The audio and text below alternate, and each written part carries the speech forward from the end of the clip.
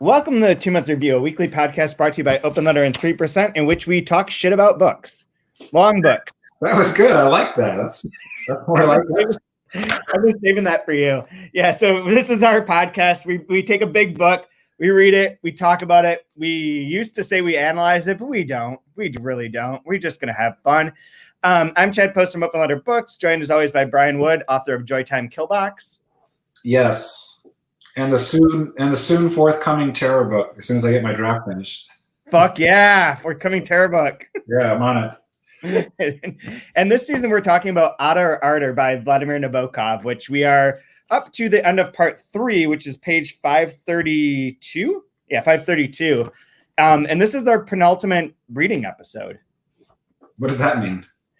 Like we only have one more reading left, and then we're going to do one more episode after that. That's like looking at the criticism and people who are smart and who have read the book more than once and know what it's about. Cool. I got to tell you, I have not. I haven't seen like a reflection of myself in a while, and this pandemic hair, I'm starting to look like I could be the roadie for The Cure or something. Yeah. If I put some eyeliner on and like a ridiculous scarf that's like some just unnecessary scarf, I feel like I could probably. I miss that. I'm getting haircuts again regularly. I sort of miss the beginning pandemic time when it was like so long and like wild. I made a huge mistake. So they have like an Aveda Institute here, where they're teaching people how to do haircuts. Yeah. And so I thought like, oh, I'll go there. Yeah, man, you want somebody that knows what they're doing to cut your hair. Just saying. Pro tip: get somebody that's graduated the institute. I had 2 different people have to cut my hair because the person kept messing it up, and so. Oh my God, are you serious? But it probably costs like $3. Yeah, basically. I mean, if you want to do it on the cheap, you can have the med student do your heart surgery for you, but just go with the attending. Dude, you know, growing up, my mom made us go to the dental college at Delta College, a community college near Bay City. We had to go to the dental like training college part for all of our teeth checkups, and it would be like 4 hours long. Like going to the dentist was like a day-long experience when like they had to teach the kid everything, check up on them, make sure they did it right. It was miserable, but it was like, again, it was like $5. My wife asked like, what took you so long to get your haircut? I'm like, well, I just got 4 haircuts. So I just wanted the one, but I had the whole thing done 4 times actually. So I guess the other day, my ex-wife tried to take my son Aiden to get his haircut, and they thought that the place was just like closed for lunch. So they sat in the parking lot because it wasn't open, sat in the parking lot for like 45 minutes, and then found out it was closed because of a COVID exposure. Speaking of Bay City in Michigan, boy, you guys are doing a great job with democracy over there in Michigan. Holy cow! What is going on with your stupid mitt of a state? There were so many bad things. So many bad things. Man. It's so wild. I really love that that the governor is like still having to fight to like get things to be shut down or to like for people to put on masks or do anything, and everyone's just like, we're gonna fucking kidnap you again. Don't think that was like a one-time wonder. I mean, every single one of these sort of action movies has a sequel. You don't have Ocean's 11 without Ocean's 12. Yeah, I feel like your state is kind of like competing with Florida on like who can be the worst plot to a how did this get made kind of movie. Exactly. Michigan's really trying to just up its game with Ohio State. They read the Florida Man article and are like, hold my beer.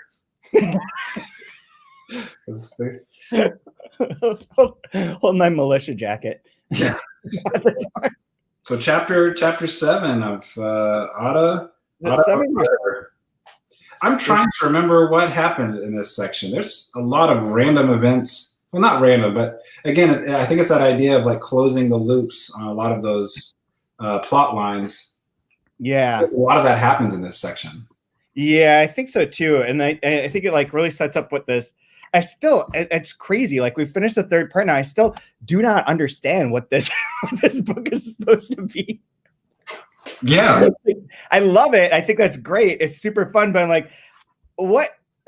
I don't know. We'll talk about it next week when we finish, because we have 2 parts left, part 4 and part 5, that we'll go over next week, but they're both very short. And I believe one of them is Vaughn's treatise on time. Okay. That's referred to here. And I think that and so I feel like that might be like one of the big like revelations is like what this whole thing is, more than just like a sexcapade of brother and sister proportions. Yeah. And then suscapade. Oh, that was bad. That didn't quite work. That's a pun that's not funny. So yeah, first one for chapter 6 has all these letters where Vaughn writes to his dad. This is after Lucette's died, and so it's basically about that, and like replying to Lucette's death from the boat. And so he's like, Dad, I wasn't traveling with her. That's not true. We happened to be on there. We didn't get on at the same time. Blah blah blah blah. And he's like, look, I don't give a damn whether you sleep or not with Lucette. Like, cool. Good father figure there, buddy. And then he references that the film that started out of that Vaughn saw, and they had the 2 wildly different reactions to, as we talked about last time, is called Don Juan's Last Fling, which sounds like a good porno. Yeah, it's interesting because there was the thing with Don Juan, and I don't know what the connection is with the Gama, with his other name, if there is a connection with those or not, but there's this weird, using historical characters that exist in our reality that apparently also are part of their reality, right? Yeah. That part's still very confusing. Then he writes a letter, or gets a letter. I remember, I don't know if this is correct or not, but I had a professor when I was doing my undergrad that would just always say it's called Don Juan. I know. I almost said that. Right. And it's like, I feel like it's almost like the anthropologist that says Neanderthal and like has to like, well, the thing with the Neanderthal, like they really like hit hard on this is the way you say it. we found out recently. Don Juan. I almost said it, but I was like, it's just gonna seem pretentious. No one's gonna believe it. This show is definitely not about pretension for sure. we found this out recently because of one of the books they're publishing.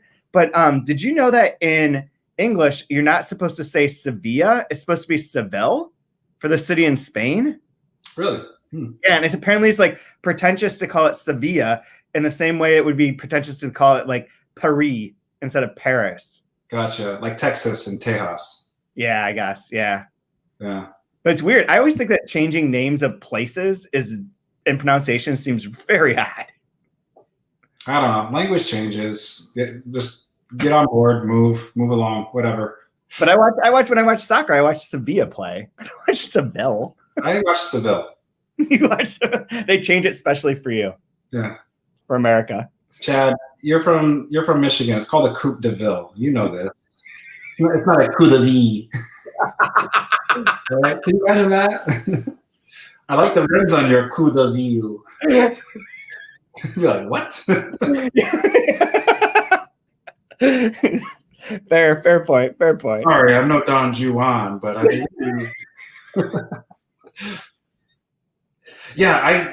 mean, that's last week's episode, but I just thought that was one of the most brilliant scenes in this book was it made me feel like that this is a postmodern book when they have that reality check of seeing somebody on screen, the 2 different reactions. What is reality? What is well done.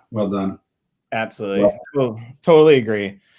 Then the last part of this is the right chapter. We didn't talk about those letters last time, did we? Maybe. No, I think that was part of the section that we read though. I think we started on 7 this week. Oh, okay. So so then the last one is him wanting to find the movie. So yeah. Anyway, so 7 is the one I barely remember. I don't remember what happens here because it's only like 2 pages. And it's almost, and again, this is that weird kind of my postmodernist view on it. It's almost like he has to have that screen capture, that image of it to have the memory more so than the actual memory itself. Yeah. We explored that a little bit when the investigator was giving the pictures and they're like questioning, did it happen like that? Is that what really happened? And there was something about that, seeing that movie of her was more real than his own memories. Yeah. I thought that was really, really interesting. It's interesting. This is another one of the things with the time in this, the way that like it, by not having like a normal-ish plot, like the amount of time that Vaughn hasn't seen Ada is much larger, much longer than I think it appears in a way. That, yeah, it feels like they grow up very, very fast. Right. Like there's a gap of time. Yeah, it's the passionate youth, and then now it's the angst of being old and trying to recapture that path. Like it just skips everything in between. Yeah, and then so wait, I think it says it somewhere here, but like Vaughn is a certain age when he gets named to the head of the at 35. Yeah, 30s, yeah. He's made into the Ratner Chair of Philosophy in the University of Kingston. So we've skipped from like that youth where he's like in college-ish and then suddenly 35. But during that time, he doesn't see her. And so like the book's like telescopically weird in that way, where like this time that they spend together is like magnified in a great way. And then all the times apart are like references. And yet like the time itself in the narrative sense goes by extraordinarily quickly. Yeah. Without ever indicating it, without being like, oh, 20 years passed. It's just sort of like boom, boom, boom, boom, boom. But this chapter has a crazy letter from Andre Vinelander, which was interesting. And all is that Ada's husband, right? What's that? Ada's husband. Yeah, Ada's husband, except the last name's spelled weird. Yeah. And I wasn't sure if this was like a coded thing or not. And then we get the we get the plane crash, which it shouldn't be funny, but is 100% funny. I think. So there's a plane because of the way that it's the way that it's talked about. So at the beginning of this letter and knowing that it's coming, I don't know what Andre knows about their relationship or their connection or how close they actually are. But I just love the beginning of this, February 5th, 1905. This is on page 503 of the edition we're reading. I have just read Reflections in Sidra by Ivan Veen, and I regard it as a grand piece, dear professor. The, quote, lost shafts of destiny and other poetical touches reminded me of the 2 or 3 times you had tea and muffins at our place in the country about 20 years ago. Oh my God, yeah. That is very fun. But very, very interesting letter. But yeah, just so like makes me wonder how much does he actually know about their? Because to me, it seems like it's not that much of a secret until it kind of comes out that it actually is. Oh, I had no idea. When it's very obvious that maybe all the quote unquote normal people know about it, but all the high ups are oblivious to it because maybe they're too concerned with themselves. I mean, but who does absolutely know about it? It's clearly like Ada von Lucette, Demon, the guy all that took all the butlers, all the maids, all the groundskeepers, the maids, like anybody that like is a actual human being. Yeah. This letter sets up the bit where it's gonna meet. He wants, or his sister wants to meet and reacquaint herself with Vaughn, and they're going to do so in Switzerland, which is going to happen in this. And there is a part, like specifically with what they know or don't know, is that she believes Dolores or Dasha that Ada is having an affair, but that Vaughn is helping be the go-between. And it's not that they're having an affair, but that Vaughn's helping Ada hook up with her lover. Yeah. So, and like, there's something about like Dasha being like, I don't know, it feels like they're trying to set her up with him in here in this little chapter. But then we get the amazing plane crash, or not plane crash in any way, shape, or form. I'm just going to read this part because I think it's hilarious. So in the 4th or 5th worst airplane disaster of the young century, which is crazy. So the 4th or 5th worst airplane disaster of the young century, it's 1905. That's a lot of plane disasters. I mean, who's running this? This is that escalated timeline. So this would be like the 1940s ish for us, right? This is in the early 1900s. In the fourth or fifth worst airplane disaster of the young century, a gigantic flying machine had inexplicably disintegrated at 15,000 feet above the Pacific between Lizanansky and Lysanov Islands in the Guyaville region. A list, and this is the part that's so good, a list of quote-unquote leading figures dead in the explosion comprised the advertising manager of a department store, the acting foreman in the sheet metal division of a facsimile corporation, a recording firm executive, the senior partner of a law firm, an architect with heavy aviation background, a first misprint here, impossible to straighten out, the vice president of an insurance corporation, another vice president, this time of a board of adjustment, whatever that might be, the president of a wholesale liquor distributing firm, the manager of a turbine equipment company, a pencil manufacturer, 2 professors of philosophy, 2 newspaper reporters with nothing more to report, the assistant controller of a wholesome liquor distribution bank, misprinted and misplaced, the assistant controller of a trust company, a president, the secretary of a printing agency. But it's only when that later on that we find out that the following morning did Von learn that the bank president lost in that closing garble was his father. Because they don't have the names of any of the people. They only define them by what their role is. And I think that that's really funny. Like, I don't know why I find that so funny, but I really do. Like, okay, yeah, you're a pencil manufacturer. That's who you are. That is your essence. Who died in this plane crash? 2 professors of philosophy. But it does say in the next paragraph, the names of those big shots, as well as those some 80 other men, women, and silent children, and other normal people who perished in blue air were being withheld until all relatives had been reached. Yep. Yeah. So you're just your abstraction until then. And then so his dad dies in that plane crash. Or plane, it's not even a crash. I keep saying plane crash, but it's like plane implosion. Just disintegrates in air or something. Right? In the air. I thought it was interesting that I keep saying interesting because, again, I don't have this book figured out by any means. The juxtaposition of death in water to death in air. Oh, yeah. Using different extremes as far as killing off important characters in the book. Yeah. One that's intent, one that has a lot of intent behind it, and one that's like a true accident. Yeah. Inexplicable accident. And there are a lot of, again, with like demons and names like that, and then all of the aquas and marinas, and so there's like water elements and kind of like fiery elements, and so one is a fiery death, one is a watery death, right? Yeah. I thought that was well played, Mr. Nabokov. Yeah, well done. Yeah, here's your lost shafts again. The lost shafts of every man's destiny remain scattered all around him. Reflections in Sidra. So pretentious sounding.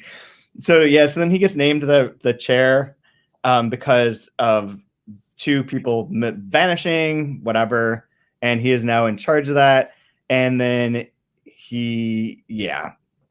wait, does he retire in 1922? Is that right? Am I misremembering this paragraph? It's 507. Unbeloved by his austere colleagues, unknown in local pubs, unregretted by male students, he retired in 1922, after which he resided in Europe. Just fun. So 17 years, so he'll be 52. And it's interesting too because didn't the father, the only reason he was on that plane, that Trans-Pacific plane, was because he purchased an island? Oh. Sold off his Manhattan real estates to buy he bought an island. Yeah. Just like rich people. But again, it's that water element, right? Surrounding himself in water. Yeah. So I mean, I don't want to look too much into it, but it was hard not to notice all the water names, and then here you have this fiery air death because of water. So they're still kind of connected in that kind of butterfly wings way that he likes to write his books. Oh yeah, absolutely. So then we get chapter 8, which is the one where they finally get back together. That Von and Ada meet in Switzerland, I believe. And they are in Geneva. Yeah, Geneva, Switzerland. She's there with her husband, with Andre the Vinelander, and his sister, and he and Ada get together and bang a lot. Yeah. Basically. What else do they ever do? It kind of is a very at this point, kind of tedious and boring relationship for me. Yeah. And it's lost its passion and his weird kind of way, the beauty in which he does it. That's all gone at this point. Yeah. And it's almost, I don't know, it's almost like it's this downward spiral of pursuing pleasure where how much is enough. And it you know, like pleasure has this way of insulating itself where, like, especially if you think of like hard drugs or something, where like first few times it's like amazing, and then you try to recapture that, Yeah. and it's not as amazing, and so you have to do a little bit more, right? And like before you know it, you have no teeth and you're on methamphetamines, right? Like, yeah. You know what I mean? Like you're doing meth, because like it's like that's what this relationship feels like to me, where in this pursuit of pleasure, because everybody in this has been very self-serving and self-seeking. It's more about pleasure than actual like joy or giving, and so I feel like at this point, it's lost its like luster, and it's just more about trying to like get the fix, get the high, get that like that pleasure back, and it requires more and more and more, and it has diminishing effects on appealing to that pleasure, like that sensory pleasure that they're going after. Does that make sense? Yeah, it does. There is, I definitely agree with you. There is also this element of, I'm not sure how many years have passed, but it's like, is it from 88 to 1905 that they don't see each other? I believe so. And that's where I think all the writings is taking place, and it's more about the academic career that's taking place. Right. And so he's 35 now. He's no longer a kid. She's older. But the thing that struck me too is that after all that time, they immediately know exactly what to do. Like, they have a plan basically. Mm-hmm. And like, she leaves behind her purse so she can come back and get it, and they can make out after the dinner. And like and he's like, okay, you know, you got to sign all these things with the bank about Lucette's like whatever her accounts and whatnot. And that's just like the immediate lie to just go to his hotel the next day and do whatever they're gonna do. And that's where like the suspicions of the sister of Dasha come up, where she's basically like knows that where is it that she's having an affair, but she thinks it's with someone else, and that he's just like helping hook her up. Yeah, because I've got it. Here it is. During the next days, Dorothy used her leisure. I thought it was Dolores. It's Dorothy used her leisure to spy upon Ada. The woman was sure of three things: that Ada had a lover in Switzerland, that Van was her brother, and that he was arranging for his irresistible sister secret tryst with the person she had loved before her marriage. The delightful phenomenon of all three terms being true, but making nonsense when hashed, provided Van with another source of amusement. Yeah, it's like their behavior is so abhorrent. Like, it's something that you can't even like. Well, that's not that. He's helping with something. It's like, oh no, it's a lot easier than that. It's just us. Yep. Yeah. Exactly. So I want to bounce off of you. I read this sober, and I wasn't sure if it made sense to me or not, and maybe I needed to not be sober. On 5:10, he's going up to his room, and somebody had left something in it, I believe. It's right around the middle. A German tourist caught up with him to apologize effusively, and not without humor, for the offending object, which he said was his. If so, remarked Van, you should not allow spas to slap their stickers on your private appendages. His reply was inept, and the whole episode had a faint paramesic tang. The next instant, Van was shot dead from behind. Such things happen. Some tourists are very unbalanced, and stepped into his next phase of existence. What the hell is going on here? I have that exact part all underlined too. Okay. No idea. And just a big thing around. What is paramesic? I didn't look it up. I know what para means. I know what Isaac means. No, I don't. I've got nothing. I don't know what that is either. That's super weird. I didn't even... Right there with the getting shot from behind for offending some tourist, bang, and then he's into his next phase. of existence. And I like the idea of like it again. It's not a death. It's just a transition to something different, right? Mm-hmm. This whole book has been about kind of transitions in some way. Transformation.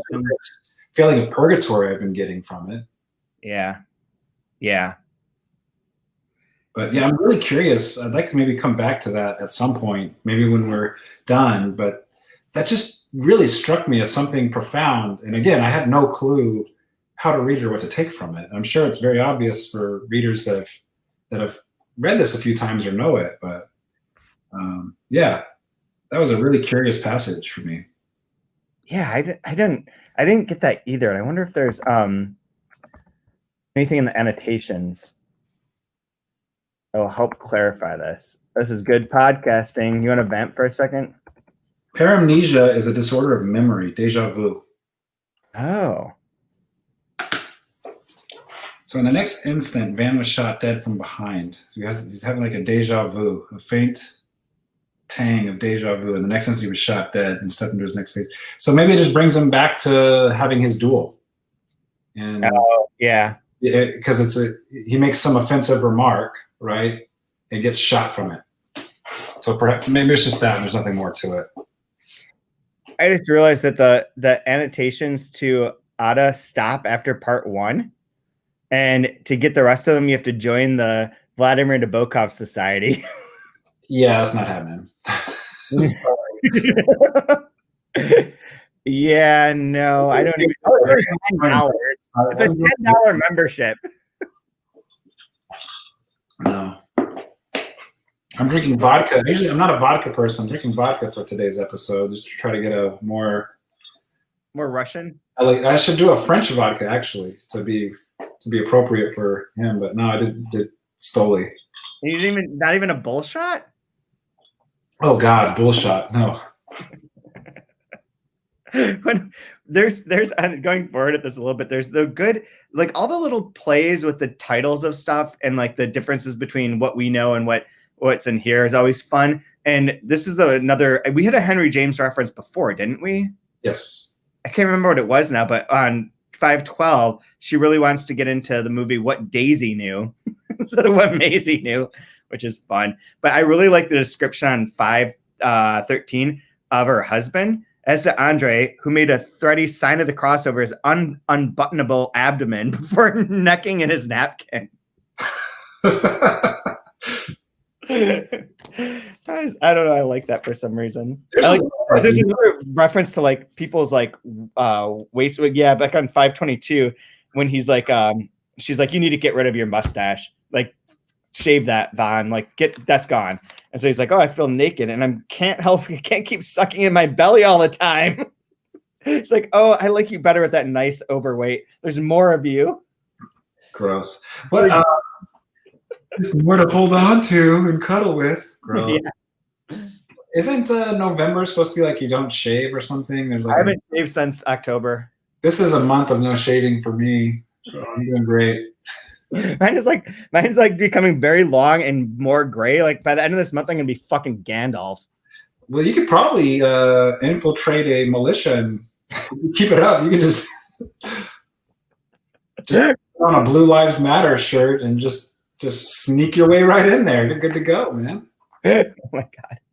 Corrupt from the inside. No, you're not a hashtag all lives matter.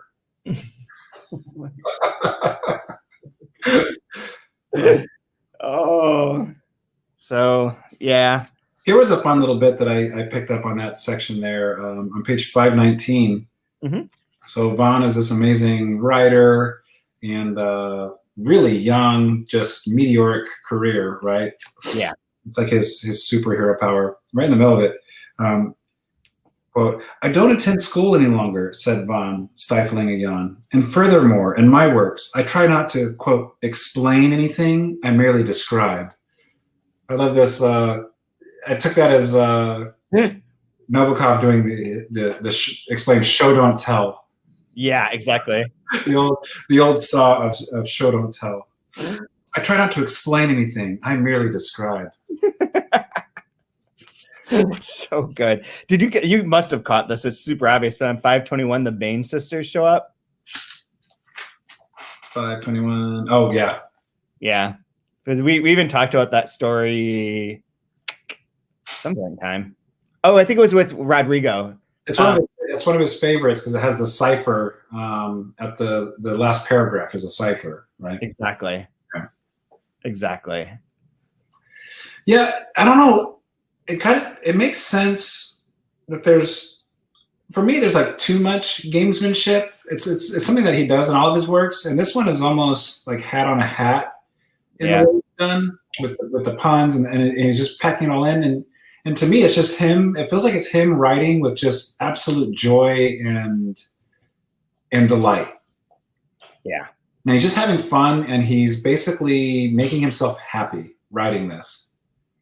Yeah. And if you're down for it, you'll love it. And if you don't have a lot of space for that, you probably will hate this book. Yeah. Right? It's kind of like the feeling I'm getting from it. Like if you're a fan of him and some of the stuff he does, like this is gonna be right up your alley because like there's so many puzzles, so many games, so many references, and like deep references, referencing his own work, other people's works, the pseudonyms, whatever. Like he's just having so much fun and delight writing this, and it's almost as if he's writing it for himself and no one else. Yeah, I feel like this one.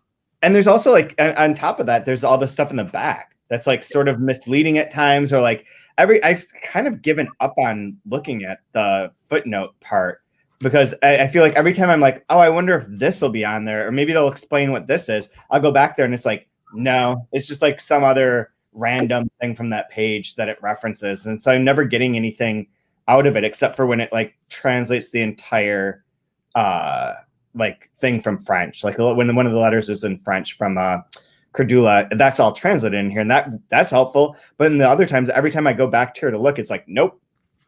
Yeah. No explanation for that. But I also that part has a ton of games in it as well. So it's almost like a Prex Life of Users manual has so many like hidden references and games and little naughty things to it. And this is that, but like in a different way, like in a less like mathematical way and in a more like free flowing, sort of wild Nabokovian way, I suppose. Yeah. Yeah, it does feel, in a way, it feels like I mean, he did write books after this, but this feels like a last book. Yeah, because it's so loaded with like inside jokes and like if you get me and you're part of the smart set, you'll get this. But otherwise, it's probably not for you. Like, yeah, I'm okay with that. Like, it has that kind of feel to it, right? I mean, part of it, I mean, it is kind of like the working in the opposite of like why every time we were talking, I'm like, I just know what this book is for. And it's kind of like, well, what is the plot of this book? They fuck. And then like but the fun of the book is like all of his little showmanship thing. So it's like, yeah, we don't need the plot. I can show, not tell, but like, I guess you can just tell and tell and tell. Sure. And it's also constantly making fun of itself because for how ingenious all these people are and amazing people are, like they're all kind of idiots. Yeah. Like a perfect example of like absolute idiot would be on page like 529, 530. So we're jumping ahead just a touch, but Andre's dying. Oh yeah. Tuberculosis, and he's not telling anybody about it. He's been very secretive about his illness. And to think, cried Ada, with a kind of square shake of stiff hands as if dropping a lid or a tray, to think that he dutifully concealed everything. Oh, of course, I can't leave him now. Like, she's being all dramatic about him concealing something from him? Really? To think he would have the audacity to hide something this important from me. Oh my God. Like, yeah.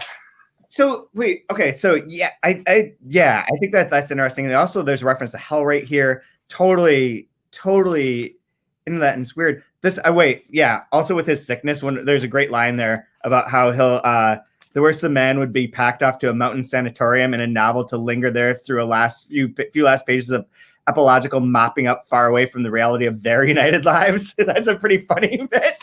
But related to what the passage was that you had at the beginning about like him getting shot in the back, there's another duel here. That's very real, right? What's that? but it's just imagined, right? I'm not sure. Let's get to it and read through it. Maybe we'll figure it out. 531. Andre lived only a few months longer. Whatever. He's doing fine in the spring of 1906 or 7 with a comfortably collapsed lung and a straw-colored beard. Nothing like facial vegetation to keep a patient busy. Life forked and reforked. Yes, she told them. He insulted Von on the mauve-painted porch of a Douglas hotel where Von was awaiting his Ada in a final version of L'Enfance Maudite, or however you say that. Monsieur de Tobac, an earlier cuckold, and Lord Erminen, a second, witnessed the duel in the company of a few tall yuccas and short cactuses. Vinelander wore a cutaway, he would, Von a white suit. Neither man wished to take any chances, and both fired simultaneously. Both fell. Mr. Cutaway's bullet struck the outsole of Van's left shoe, white, black-heeled, tripping him and causing a slight fourmillement, excited ants, in his foot. That was all. Von got his adversary plunk in the underbelly, a serious wound from which he recovered in due time, if at all. Here the forking swims in the mist. Actually, it was all much duller.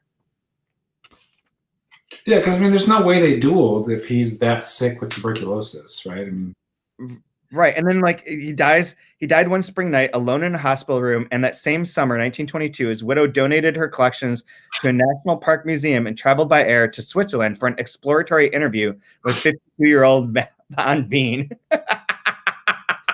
they're so like so perfectly having this love affair. Like they're like, again, like I know it's happening and used all the time, but I feel like this is the author subverting expectations here, right? Because we've been talking about Chekhov's gun, and there's that curious, wow, Vinelander dies early, and that's the husband of his love, of his life. Like, and he's already dueled once, so are they going to duel again? It's like, no, he just dies of tuberculosis. Yeah. Like you get no satisfaction out of him. It's actually a really sad, terrible, you feel bad for him death. Not this grand duel where you get to shoot him in the belly. Right. And then I mean, to be fair, like the duel, Von loses at. He gets injured in his back or in his side.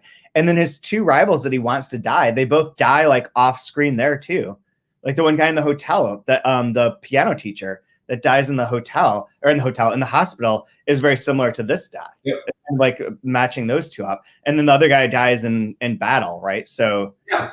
And the only person he actually gets to duel is just some random person that he offends, right? Like it's not like and loses immediately. Yeah, he like don't pick a captain, soldier person to shoot with. Yep. Yeah, so I thought it was really, really fun and playful how like you build up to this great grand thing and it's like, whoop, nope. I agree. It is playing with all that. And I didn't notice this until right now, but that's the 1922 retirement to Europe is the same time when Andre Vinelander dies. Yeah. And this is being written in 1950. 1960th. What? I'm thinking about the exploratory interview. It's so gross.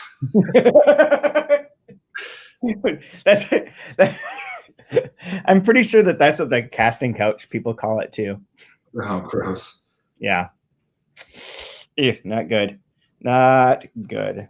Yeah, it's an interesting section. It's weird because there's not a lot to it.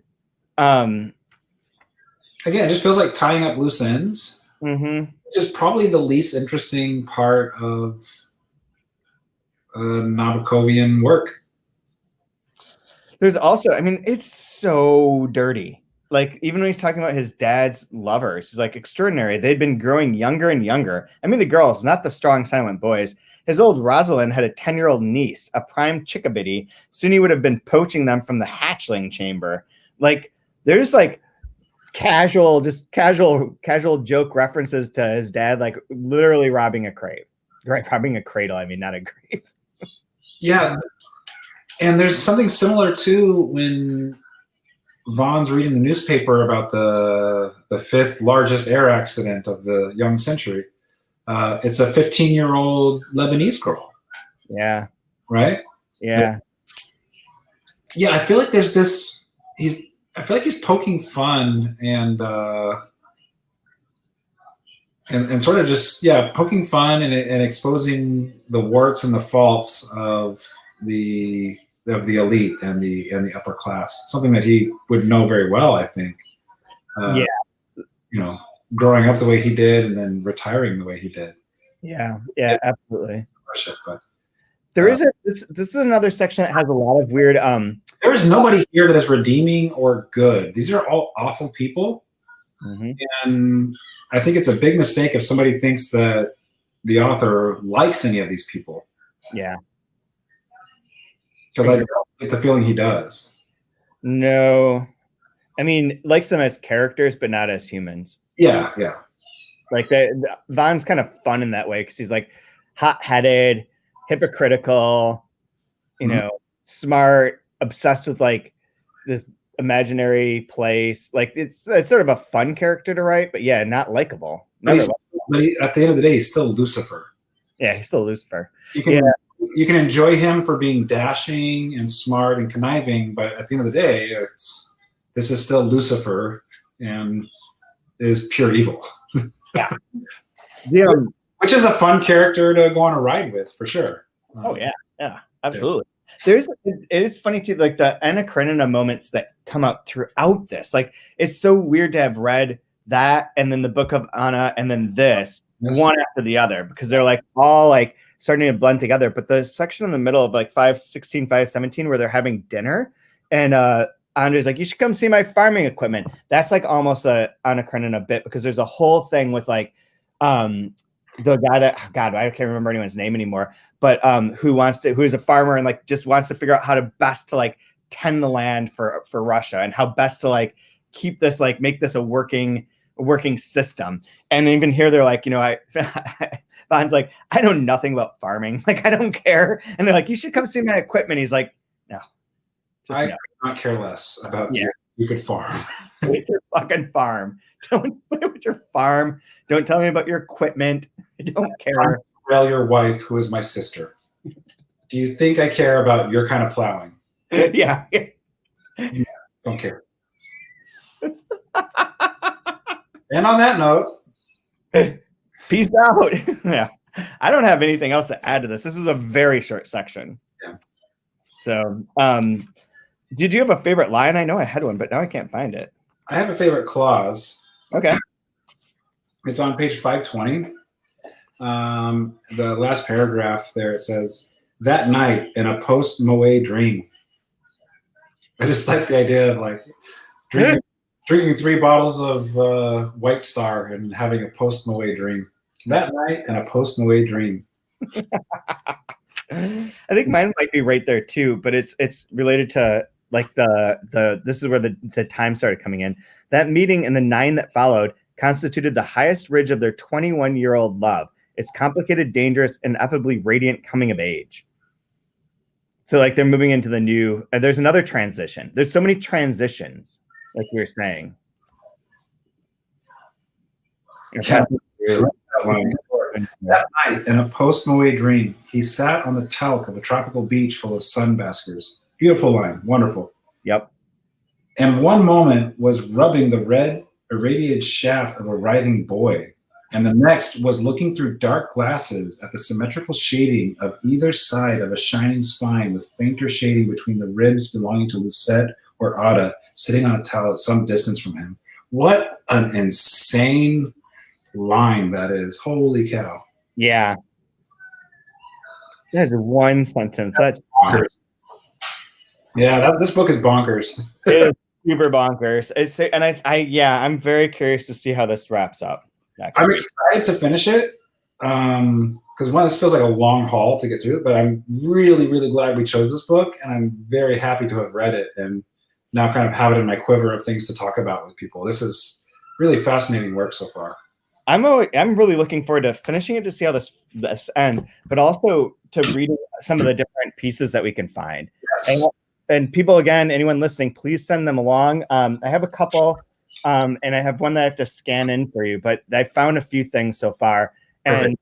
We don't want to do too many, obviously, but like a few of them would be nice to like get what other people's take is. Because I feel like this is one of those books, not to the level that Finnegan's Wake is, but like it's in that spectrum of where like somebody who knows it better can pass along the knowledge to you. Mm-hmm. And be like, oh, and things open up. Like Finnegan's Wake is virtually impossible to read without someone helping you. Sure. Be it like an annotated guide or whatever. Like you need a foothold, and you have footholds, but it's still like, I know I'm not getting everything, and I don't know where all those pieces fall. So it'll be fun to see that. But cool. All right, where are we going next week? Next week we finish. Boom. Okay, I can do that. Let's do it. Part 5.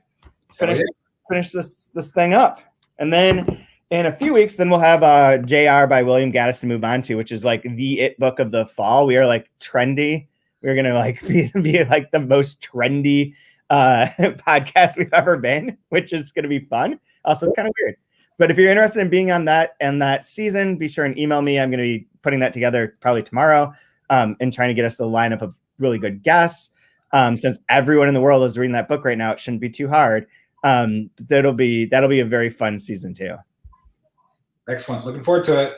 Same here. Stay safe in Georgia. We'll do. Plow on. Keep plowing. Keep plowing. I'm always just a plowman here.